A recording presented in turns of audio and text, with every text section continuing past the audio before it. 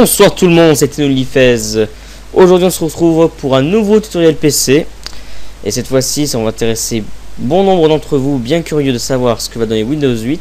Puisque nous allons installer Windows 8. Oui, le successeur de Windows 7, ça me paraît logique. Mais nous allons l'installer dans une machine virtuelle afin d'éviter d'abîmer votre PC ou... Enfin bref, d'avoir un peu peur. Donc vous voyez derrière, hein, c'est la chaîne de Kubeki No Life en Cosmic Panda. Hein. Ça va bientôt arriver... version finale, hein, plus la peine de passer par la bêta, je pense. Donc vous téléchargez VirtualBox 4.2.1, je crois, ou c'est 4.1.2, je crois. Ouais, c'est 4.1.2, excusez-moi. Et ben vous téléchargez, vous redémarrez votre PC, très important, pour bien que l'installation se termine avant de lancer VirtualBox. Et vous lancez, donc vous appuyez sur Créer. Suivant. Le nom, on va mettre Windows. Je vais poser le micro, ça va être plus rapide. Windows 8 Preview. Nous allons mettre Windows 7. Alors, la RAM à allouer, ça dépend de la version que vous prenez. Dans la description de la vidéo, vous pourrez télécharger deux versions de Windows 8. Enfin, sur la page de Microsoft officielle, hein, je vais quand même mettre sur la bonne page. Ils vous diront soit la version 64 bits avec les outils développeurs, ça ne nous intéresse pas beaucoup les outils développeurs, soit la version 64 bits pour les ordinateurs compatibles. Dans ce cas, vous mettez à 3 Go au moins de RAM. Soit vous prenez la version de 32 bits, comme moi j'ai fait, et on va à 1024. Voilà. Minimum, hein. Après vous pourrez toujours augmenter, pas de problème. Donc nous allons créer un nouveau disque dur de 20 Go, oui. Oui, VDI, hein. À taille fixe, très important. Donc oui, toujours Windows 8 Preview. Et donc 20 Go, c'est très bien. Pas de problème. Nous allons appuyer sur Créer. Et l'ordinateur va travailler pendant grosso modo 20 minutes. Et pour faciliter son travail et pour éviter de ne pas faire perdre votre temps, je vais faire une petite ellipse. On se retrouve après la création de la machine. Salut! Nous revoilà donc sur VirtualBox 2 Oracle.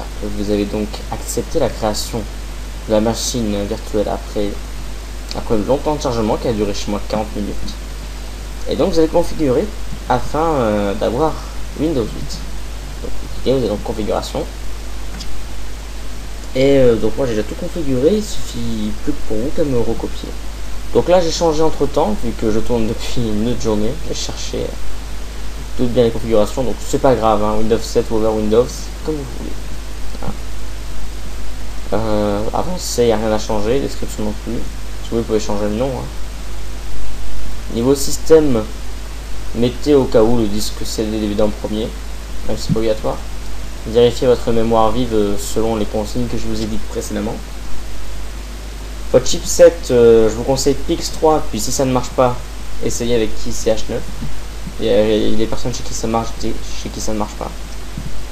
Fonction avancée, vous devez activer les UAPIC et un périphérique de pointage absolu. Niveau processeur, vous activez ceci. Et vous mettez aussi, si vous avez deux processeurs, vous mettez deux, etc. Niveau accélération, vous activez également ces deux options. En affichage, vous mettez à 256. C'est normal, si vous avez 128, vous mettez au maximum. Ça, vous pouvez activer si vous avez envie, c'est pareil. Bon, j'active, on va dire. Bureau à distance, s'en fiche. Stockage, c'est très important, faut bien changer. Le Windows 8 Preview.vdi était dans le contrôleur SATA. Et il faut le mettre dans le contrôleur ID. Donc, contrôleur SATA, il n'y a plus rien. Donc, cette chose, vous trouvez dans User, votre nom d'utilisateur. Chez moi, ce n'est pas mon vrai prénom. C'est pas grave, ça cause un bug. VirtualBox, VM, etc. Et vous trouverez le point VDI. Donc, vous ferez avec cette petite icône là.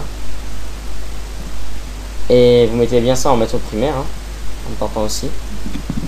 Et après, vous mettez également l'ISO. Là, normalement, il y a marqué vide chez vous. Bon, ça on n'active pas normalement. C'est en maître secondaire. Vous appuyez ici, vous choisissez votre ISO de Windows 8 que vous avez téléchargé précédemment. Voilà. Et donc, voilà, vous avez juste ces deux choses-là. Donc, dans SATA, il n'y a rien.